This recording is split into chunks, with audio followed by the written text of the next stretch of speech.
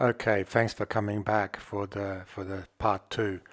There's a couple of things. There's quite a lot of things actually. So I decided to include a couple of extra little experiments just to show that when you have cold water, everything does not come into play. In other words, uh, basically, hot water is the catalyst for all of the interactions and chemistry that goes on. If we don't have hot water, then things don't work. And this is just a few experiments just to prove that.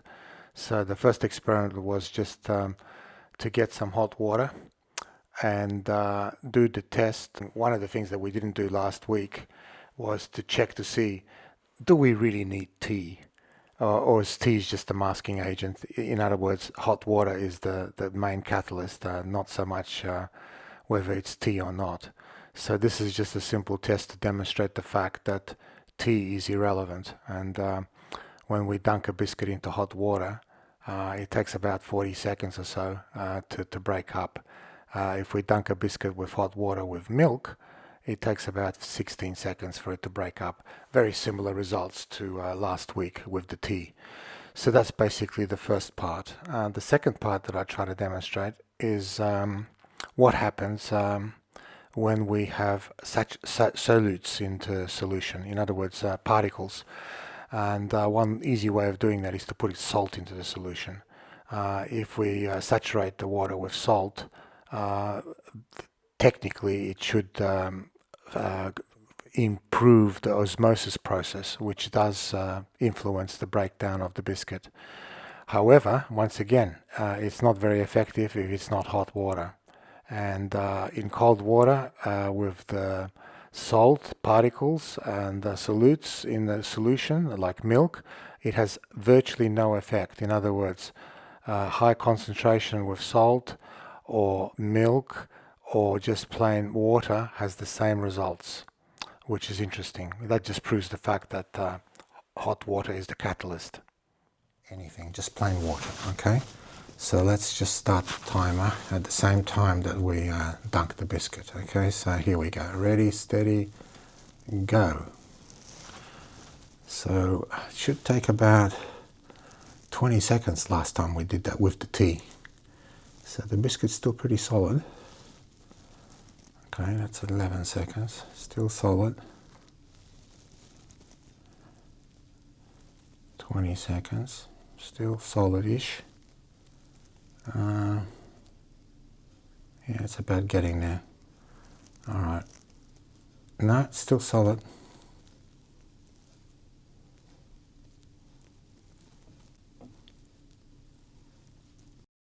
Well, that's gonna be about 40 seconds or so, give or take something, because I've been pulling it out of the cup. So let's say 40 seconds for the dunk. Yeah, it's getting all very puffed up, but it hasn't broken down. That's about it. Okay, so about 40 seconds. All right.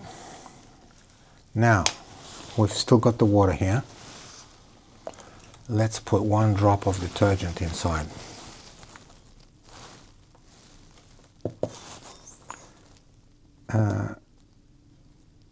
Here we go.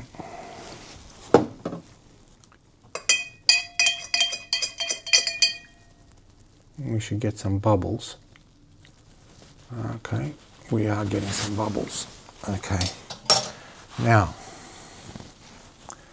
we can see the soapy bubbles on the top of the glass.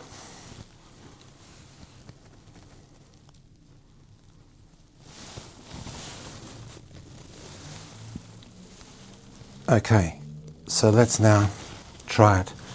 It should be very good. So, well, the surface tension should be broken now.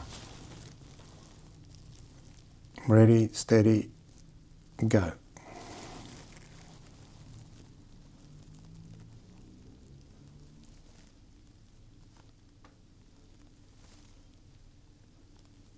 Right, 12 seconds. It's getting all puffed up. 18 seconds, yep. Okay, we can see the biscuit breaking down. It's probably broken down at about 18 seconds, but give or take a couple of seconds that I've been lifting it out of the water, let's say 16 seconds, okay? So very, very similar to the result with the milk, which is what we expect because the milk is actually breaking the surface tension. And so is the detergent in this case. Much more than before. Yep, broke down. 25 seconds. 26 seconds.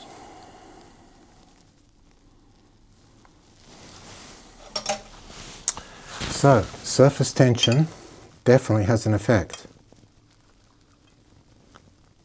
Surface tension definitely has an effect. So we've proven that. Now, there's one more test, and this is the real test. One of the things that may not be that obvious is that the reason that the biscuit breaks down is to do with osmosis. Let's have a look at the slide about the osmosis once again. Osmosis really requires some solutes, and milk is a good solute, right? So the fact that milk works very well, it has a double effect. It is a surface tension breaker and also a solute. And when you have osmosis, to test the osmosis, we're going to put particles in the water, okay, particulars. So basically the easiest way to do that is just to add salt. Okay, in short, what this should do, this should accelerate the osmosis. If it is osmosis, right, by putting salt in there, we are proving that the biscuit is breaking up because of the osmosis, okay? Because if it goes really quick now, biscuit breaks up quickly, it means that it is osmosis. Meaning that the milk creates that or accelerates that. So here we go. Let's start the stopwatch again. Go. 1, 2, 3, 4, 5, 7. It's getting 13 and 19. Yeah. Still harder.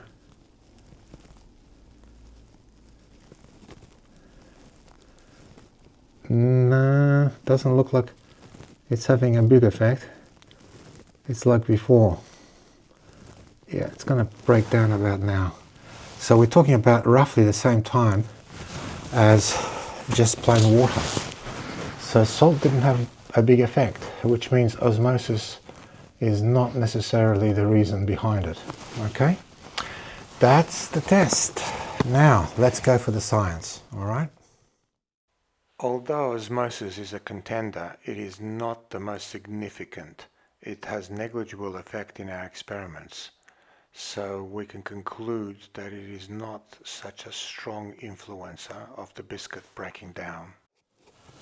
And let's start the dunk. Let's put it down here. Ready, steady, go. Okay, what I'm doing here is doing 3 experiments. I'm going to be using salt water, I'm going to be using detergent, and I'm going to be using milk, all in cold water, just to see if it makes any difference. And obviously it does make a big difference. All biscuits basically roughly 3 minutes they can last, and I just stopped it at that time. The reason is that it just proves the point that hot water is an accelerant. If there's no hot water, the biscuit is not going to break up any time soon. The next test, we'll do the same thing, but without the salt. So let's just get a new cup of water. So let's reset the clock. And ready, steady, go.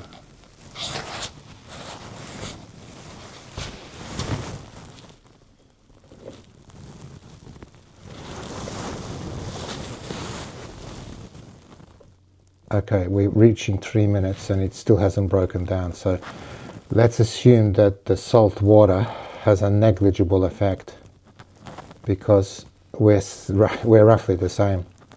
So I'm going to stop it here and conclude that the salt water had a negligible effect in cold water, or room temperature water I should say.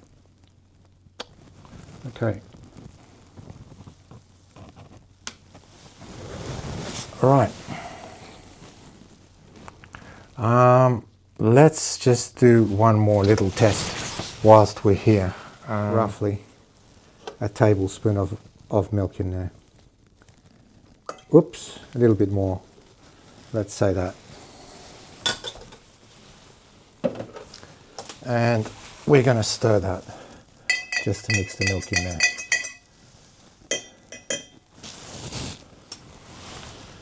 And put the biscuit in there as well. Ready, steady, go.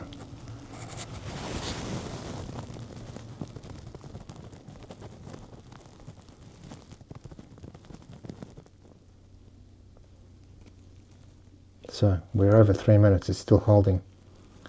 So let's conclude that. Let's look at the science behind the biscuit breakdown. The key factors are heat, osmosis, and surface tension. We did a couple of extra experiments just to isolate a couple of things and prove some other aspects. First of all, we've proven that tea has virtually no effect. The same results are obtained with hot water, just plain hot water and milk. Now, heat is the key catalyst here. If we use cold water, we don't get a result. Essentially, the biscuit can stay in cold water for over 3 minutes, whether there's milk in it or anything else, it makes absolutely no difference. Now, obviously heat is a key catalyst here, and it is very, very important for this to sort of take place. The interesting thing is that osmosis comes into play, and milk contains both activants. In other words, it breaks down the surface tension, and it also has particles or solutes, which helps with osmosis. So it's the ideal additive to the water to create an effect where the biscuit breaks down very quickly, which we have proven. So before we finish, let's have a closer look at the science of surface tension.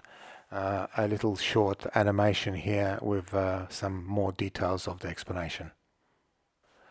Particles that make up a liquid are in constant random motion. They are randomly arranged. You might expect that the particles at the surface, at the micro level, to form a random surface also. But how do intermolecular attraction influence the surface? Under the surface, intermolecular attractions pull on the individual molecules. At the surface, pull on the molecules is lateral and downwards. There is negligible intermolecular attractions. The result of this is a downward force that surface particles are pulled down until they're counterbalanced by the compression resistance of the liquid. Surface molecules are compressed more tightly together at the surface, forming a sort of skin on the surface, with less distance between them compared to the molecules below. Surface molecules also form much smoother surface than one would expect from randomly moving molecules. A small water droplet forms a spherical shape because of the net direction of all the forces pulling towards the center. When dropping through the air, the molecules are still being pulled towards the center. This is why when a drop forms, it forms a spherical shape. A perfect example of that is a zero gravity, when you see a drop which turns into a perfect sphere. I hope that sort of gives you some idea of what surface tension is.